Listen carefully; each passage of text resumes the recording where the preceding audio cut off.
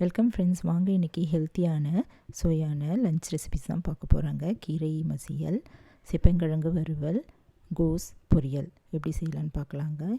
இப்போ நான் சாதம் வடிக்கிறதுக்கு அரிசி நல்லா ஊற வச்சுட்டு கொதிக்கிற தண்ணியில் ஊற வச்சுருந்த அரிசியை போட்டுட்டேங்க. அது நல்லா வேகட்டும். இப்போ காய்கறிகள்லாம் அரிஞ்சு எடுத்து வச்சுக்கலாம். நான் சிறுகீரை வாங்கியிருந்தேன், அதை நல்லா கழுவிட்டு பொடியாக அரிஞ்சு எடுத்து வச்சுட்டேங்க. பாசிப்பருப்பு ஒரு கைப்பிடி அளவு தண்ணியில் ஊற வச்சுருந்தேன். கோஸும் அரிஞ்சிக்கலாம். வெங்காயம், பச்சை மிளகாய், தக்காளி இதெல்லாம் பொடியாக அரிஞ்சு எடுத்து வச்சுக்கலாங்க. கருவேப்பிலையும் ஒரு கொத்தளவு எடுத்து வச்சுக்கலாம். இப்போ முதல்ல கீரை மசியல் தான் செய்ய போகிறோம். அடுப்பில் ஒரு கடாயும் அடிகனமான பாத்திரம் வச்சுட்டு அதில் அரை டம்ளர் அளவு தண்ணி ஊற்றிட்டு இந்த பொடியாக அரிஞ்ச அந்த கீரையை போட்டுடலாங்க.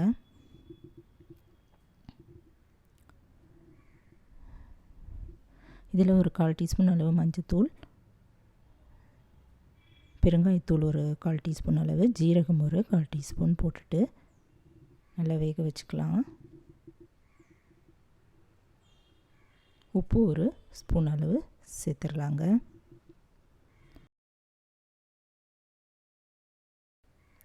இப்போ இந்த கீரையெல்லாம் நல்லா வெந்துடுச்சுங்க. நான் ஒரு 1/2 கப் அளவு துவரம்பருப்பு குக்கரில் வேக வச்சுருந்தேன். இதில் பாதி அளவு இதில் ஊற்றிடலாங்க. ஊற்றிட்டு இது கலந்துட்டு நல்லா ஒரு கொதி வர வரைக்கும் வேக வச்சுக்கலாம். இப்போ இந்த கீரையும் பருப்பும் நல்லா சேர்ந்து வர வரைக்கும் கொதிக்கட்டுங்க. நல்லா கொதித்ததும் ஆறுனதும் நம்ம இறக்கி வச்சுட்டு மிக்ஸி ஜாரில் இல்லைன்னா மத்தில் நல்லா கடைஞ்சிடலாங்க. இது நல்லா ஆறிடுச்சு. நான் இன்றைக்கி மிக்ஸி ஜாரில் போட்டு தான் அரைச்சேன். ஒரே சுற்று நல்லா சுற்றிட்டு இது போல் அரைச்சி அதே கடாயிலே ஊற்றிக்கலாம். ஊற்றிட்டு ஒரு 4 ஸ்பூன் அளவு துருவின தேங்காய் போட்டு நல்லா கலந்துடலாங்க. இப்போ இதுக்கு தாளிக்கிறதுக்கு கரண்டியில் ஒரு ஸ்பூன் அளவு நெய் ஊற்றிட்டு கடுகு ஒரு 1/2 டீஸ்பூன், பெருங்காயம், ஜீரகம் ஒரு 1/2 டீஸ்பூன் அளவு போட்டுட்டு தாளிச்சிட்டு கூடவே ஒரு பச்சை மிளகாயும் சேர்த்துக்கலாம். கட் பண்ண பச்சை மிளகாயை சேர்த்து வதக்கிட்டு இந்த கொதிச்சிட்ருக்கிற கீரையில் அப்படியே ஊற்றிடலாங்க. அருமையான கீரை மசியல் தயாராகிடுச்சுங்க. நல்லா சூடான சாதத்தில் இது ஒரு கரண்டி அளவு போட்டுட்டு நெய் ஊற்றி பிசைஞ்சு சாப்பிட்டா அவ்வளோ அருமையாக சூப்பராக இருக்குங்க.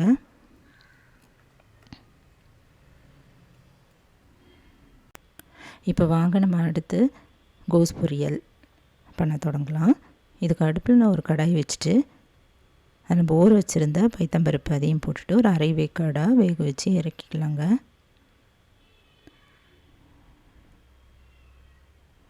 கொஞ்சம் தண்ணியும் சேர்த்துக்கலாம். பாதி அளவு வெந்தால் போதும்.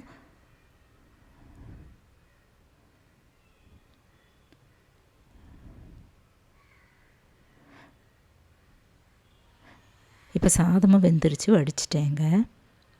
இப்போ இந்த பருப்பை இன்னொரு தட்டில் எடுத்து வச்சுக்கலாம். இப்போ பொரியலுக்கு தாளிச்சிக்கலாங்க. 2-3 ஸ்பூன் அளவு ஆயில் ஊற்றிட்டு இதில் பெருங்காயம், கடுகு, உளுத்தம் பருப்பு போட்டு தாளிச்சிட்டு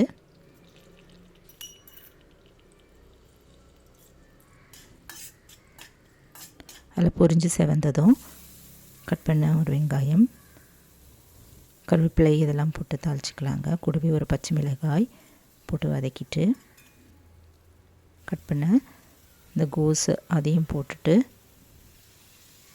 உப்பு ஒரு ஸ்பூன் அளவு பார்த்து இதில் சேர்த்துக்கலாங்க.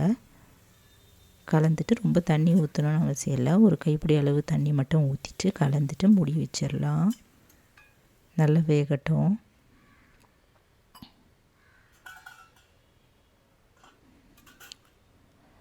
இப்போ இந்த கோஸும் நல்லா வெந்து போயிடுச்சுங்க. வேக வச்சுருந்த அந்த பருப்பையும் போட்டுட்டு ஒரு 2 நிமிஷம் போல் அப்படியே வதக்கிட்டு இதில் துருவின தேங்காய் ஒரு 1/4 கப் அளவு துருவின தேங்காயும் போட்டால் நல்லா டேஸ்ட்டாக இருக்குங்க.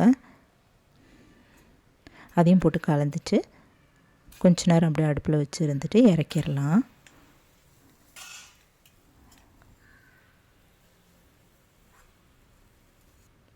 சுவையான இந்த கோஸ் பொரியல் நீங்களும் இது போல் ஒரு முறை ட்ரை பண்ணி பாருங்கள். அடுத்து நம்ம ரசத்துக்கு நான் ஒரு லெமன் சைஸ் அளவு புளி தண்ணியில் ஊற வச்சுருந்தேங்க. ஒரு 2 டம்ளர் அளவு ஊற்றிட்டு நல்லா கரைச்சிட்டு வடிகட்டி எடுத்து வச்சுக்கலாம். இதுக்கு ஒரு தக்காளி நான் மிக்ஸி ஜாரில் போட்டு நல்லா கூழ் போல் அதை போல் அரைச்சி எடுத்து வச்சுட்டேங்க. இப்போ அடுப்பில் ஒரு கடாய் வச்சுட்டு அதில் ஆயில் ஊற்றிக்கலாங்க. ஊற்றுனதும் எண்ணெய் நல்லா காஞ்சதும் நம்ம பெருங்காயம், கடுகு இதெல்லாம் போட்டு தாளிச்சிக்கலாங்க. ஒரு வரமிளகாயும் போட்டுட்டு கருவேப்பிலை இதெல்லாம் போட்டு தாளிச்சிக்கலாம். இப்போ இதில் நான் ஒரு 1/2 டீஸ்பூன் அளவு மிளகு, 1/2 டீஸ்பூன் ஜீரகம், ஒரு பூண்டு பல் இதெல்லாம் நசுக்குனது அதையும் போட்டுட்டு ஒரு வதக்கிடலாங்க. வதக்கிட்டு இந்த அரைச்சி வச்சுருந்த தக்காளி விழுது அதையும் ஊற்றிட்டு கொஞ்சம் கழுவியும் ஊற்றிடலாம்.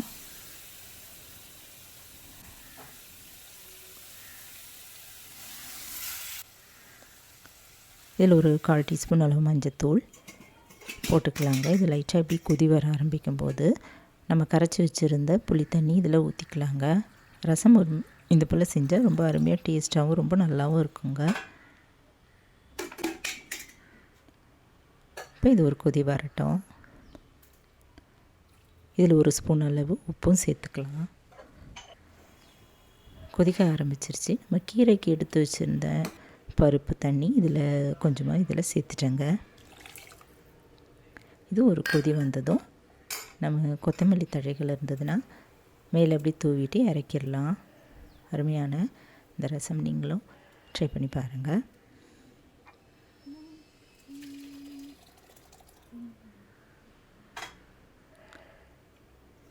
இதில் நான் சேப்பங்கிழங்கு ஒரு 1/4 கிலோ வாங்கியிருந்தேங்க. அது தண்ணியில் குக்கரில் வச்சுட்டு தண்ணி ஊற்றிட்டு மஞ்சத்தூள், உப்பு போட்டு வெயிட் போட்டு ஒரு சவுண்டு இறக்கி வச்சுட்டேங்க. இது மேலே இருக்கிற தோல்லாம் நம்ம எடுத்துடலாம். எடுத்துகிட்டு ஒரு எல்லா கிழங்கையும் இது போல் தோல் உரிச்சிட்டு நம்ம சின்ன சின்ன ஸ்லைஸாக அப்படியே அரிஞ்சிக்கலாங்க. சேனைக்கிழங்கு இது சேப்பங்கிழங்கு வறுவல் தான் பண்ண போகிறோம். இது போல் வட்ட வட்டமாக அரிஞ்சு எடுத்து வச்சிடலாம். இப்போ இதுக்கு மசாலா கொஞ்சமாக அரைச்சிக்கலாங்க. ஒரு வெங்காயம் மிக்ஸி ஜாரில் போட்டுட்டு 1/2 டீஸ்பூன் அளவு சோம்பு இல்லை சோம்புத்தூள், சின்னதாக புளி இதையும் நல்லா அரைச்சி எடுத்து வச்சிடலாம். இப்போ அடுப்பில் ஒரு கடாயை வச்சுட்டு கொஞ்சம் ஆயில் ஊற்றிட்டு அரைச்சி இந்த பேஸ்ட்டு போட்டு வதக்கிடலாங்க. கூடவே 1/4 டீஸ்பூன் அளவு மஞ்சத்தூள், தேவையான காரப்பொடி, சாம்பார் தூள் 1 ஸ்பூன், தனி மிளகாய் தூள் 1 ஸ்பூன் போட்டு வதக்கிக்கலாம். இதில் கருவேப்பிலை, உப்பு இதெல்லாம் போட்டு வதக்கிடலாங்க. டேபிள் சால்ட் அதையும் போட்டுட்டு வதக்கிட்டு நம்ம கட் பண்ணி வச்சுருந்த கிழங்கு அதை போட்டுட்டு ஒரு பரட்டிட்டு இறக்கி வச்சுக்கலாம். நம்ம இப்படியே வறுக்க போகிறதில்ல. நம்ம அடுப்பில் நல்லா பழக்கின ஒரு பழைய தோசைக்கல் இருந்தால் கூட பரவாயில்லைங்க. அதை போட்டுட்டு எண்ணெய் ஊற்றிட்டு கொஞ்சம் கொஞ்சமாக போட்டு நல்லா வறுத்து எடுத்துடலாம். இப்படி பண்ணுறதால ரொம்ப எண்ணெயும் ஊற்ற வேண்டிய அவசியம் இல்லைங்க. ரொம்ப நல்லா டேஸ்ட்டாகவும் அருமையாகவும் இருக்குங்க. ஒரு பக்கம் நல்லா செவந்ததும் திருப்பி போட்டு 2 பக்கம் நல்லா பொறுமையாகவே ஸ்டவ் மீடியம் ஃப்ளேமில் வச்சுட்டு வறுத்து எடுத்துக்கலாங்க. நல்லா கீரை சாதத்துக்கும் இந்த சேப்பங்கிழங்கு வறுவலுக்கும் சூப்பர் காம்பினேஷனாக இருக்குங்க.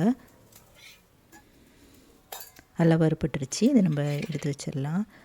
அடுத்த பேட்சும் நம்ம இது போல் வறுத்து எடுத்துக்கலாங்க.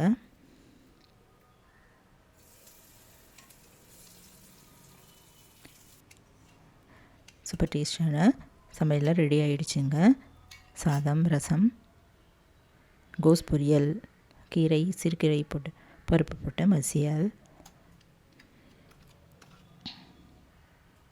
கீரை கூட்டு, சேப்பங்கிழங்கு வறுவல், தயிரும் எடுத்து வச்சாச்சுங்க. அருமையான ஹெல்த்தியான சுவையான இந்த சமையல் நீங்களும் ஒரு முறை ட்ரை பண்ணி பாருங்கள். பார்த்துட்டு எப்படி இருக்குன்னு கமெண்ட்டில் சொல்லுங்கள். இந்த வீடியோ பிடிச்சதுன்னா என்னுடைய சேனலான குக்கிங் வித் சித்ரா அந்த சேனலை சப்ஸ்கிரைப் பண்ணிக்கோங்க. தேங்க்ஸ் ஃபார் வாட்சிங். நம்ம அடுத்த வீடியோவில் பார்க்கலாம். நன்றி, வணக்கம்.